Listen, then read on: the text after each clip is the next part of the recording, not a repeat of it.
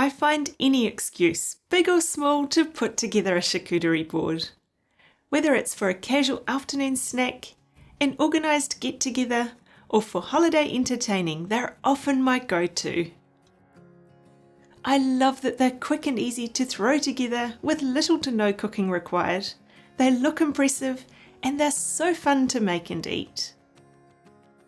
The term charcuterie really refers to preparing cured meats like prosciutto, bacon and salami.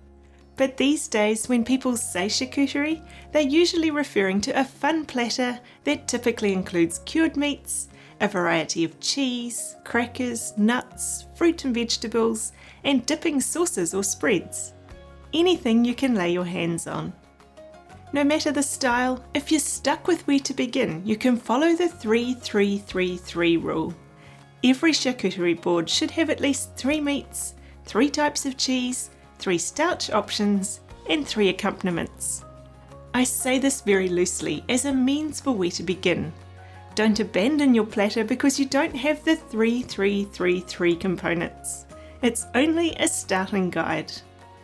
For this platter today, my meaty options are sliced salami, beer sticks or miniature dried sausages, and cooked prawns. The starch options are pretzels, crackers, homemade seed crackers, and chickpea crackers. The cheese items I've got are a French camembert, smoked cheese, and a blue cheese. And for the accompaniments, I've got some fresh strawberries, cherry tomatoes, and a fresh pear. I love adding some dips and chutneys too. Here's a homemade sun-dried tomato pesto, quince jelly, and homemade apricot, ginger and date chutney.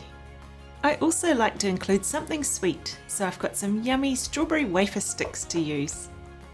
Lastly, I've got some dried apple rings, roasted pistachio nuts, and dried apricots to fill in the gaps. Wow, this is a great variety of ingredients. Charcuterie can really be anything, so choose things your guests will enjoy. Let's prep some of the items so they're ready to go onto our board. It's always easier to put a platter together when everything is right ready to go. Sticking the prawns onto some little bamboo skewers makes them easy to pick up and eat. From a presentation point of view, they also look appealing this way. I briefly fried these prawns in some oil, butter, lemon pepper and salt. I'll pop them back in the fridge until we're ready to assemble the board. Next I'll cut the beer sticks into slightly smaller pieces. Notice how I'm cutting them on an angle.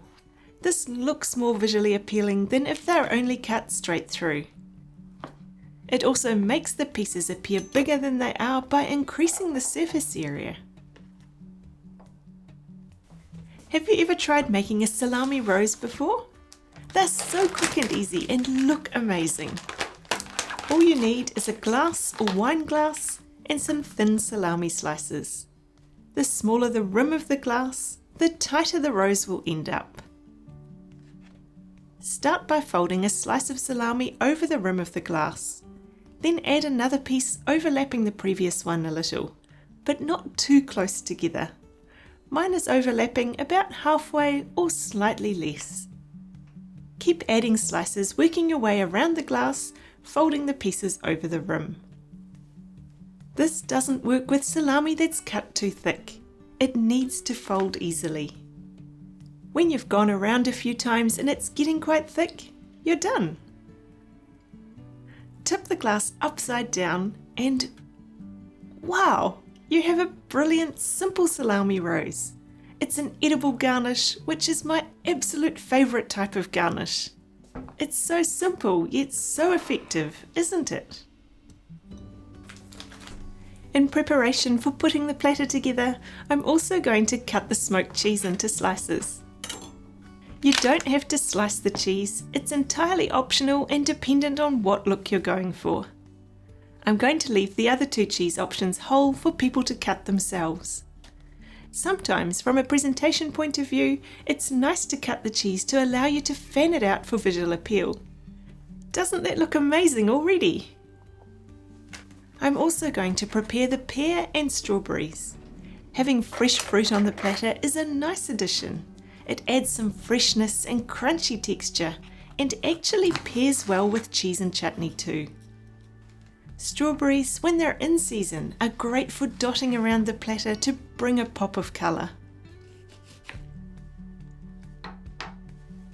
Lastly, I'm going to put the dips and chutney into ramekins ready to use. If you're keen to try and make your own sun-dried tomato pesto or apricot, date and ginger chutney, I've linked the recipes in the description below. It's so easy to make your own and they're so much nicer. I often make little batches of these condiments when the ingredients are seasonal so that I always have something different to pull out and enjoy. Choosing a board is a big part of arranging a charcuterie platter. Think about the size and the number of people it's for. You don't want a massive platter with hardly anything on it. Choose something that will look nice and full. If you're serving a large crowd, you can put some cooking paper on your table and do it straight on there. I'm going to use this white serving tray today. Now that everything is ready, do you often wonder where to start putting it together? I like to pick a starting point and go from there. For me, this is usually the cheese and then the ramekins. They're not something you can use to fill in little gaps, so they may as well go on first, and then you have something to work around. I love this variety of cheese. They're different colours and shapes, which adds to the variety and visual appeal. Cheese is also best served at room temperature, so remember to take them out of the fridge a wee while before you intend to serve them. Then I'm going to add the salami rose as a central focal point. It really does look great, so it may as well be on display.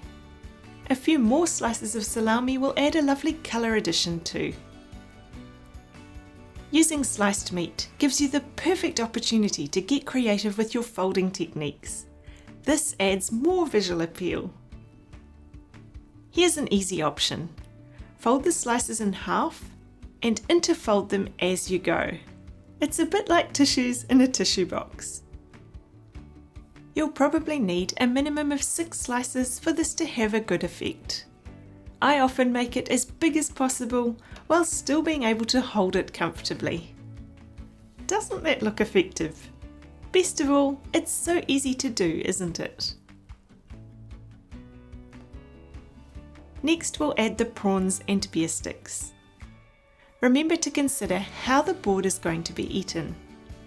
If you're sitting around a table, then from a practical perspective, you want to be able to reach most things without having to stretch or continually be moving the board around. So put the items in more than one spot on the board so that it's accessible from different sides. Now it's time to start adding the crackers. They're the base for the cheese, meat and dips, so you need lots of them. They also take up a fair bit of room on the platter, so one way to create some visual appeal is to arrange them in lines in a few different places. It also looks better if you remove the broken crackers. Where possible, try not to put similar coloured items next to each other because they'll blend in together. For smaller crackers like these chickpea crackers that aren't uniform, you can pile them up a bit to create some height. I'm going to add the pretzels later because they're great for filling in the gaps. Next, I'm going to add the fruit and vegetables. Look at the stunning colour addition the pear adds. Even though it's a subtle light green, it adds a freshness to the platter. I'm always saying about the addition of something green, and it never ceases to amaze me just how much better it looks after some greenery has been added. Just like the green, the pop of red from the cherry tomatoes gives a similar effect. So when you're adding these, use the position on the platter to your best advantage. I'll keep the strawberries to use as a garnish at the end. The addition of dried fruit on a platter is helpful when fresh fruit isn't readily available. It can bring colour to your platter, and it's also delicious to snack on. If you're catering for different dietary requirements, it can often be suitable too. These wafer sticks are rather long, but there's a wee gap for them in here. I possibly could have cut them in half. As you make more and more charcuterie boards for different occasions and group sizes, you'll learn what will improve your arrangement, or notice things you might do differently next time. Food presentation is all a work of art. Can you see how good the pretzels are for filling in the gaps around the board? They pile up and look exciting no matter where you choose to slot them in.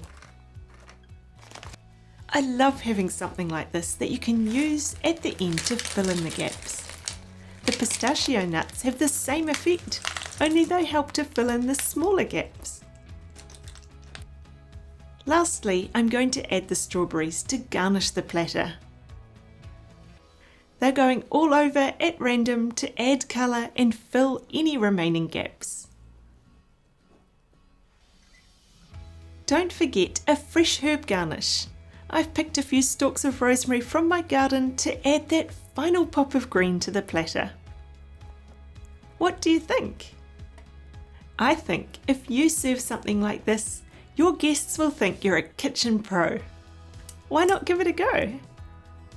There are so many easy things you can do to elevate your food presentation. Why not have a look at this video too? See you over there.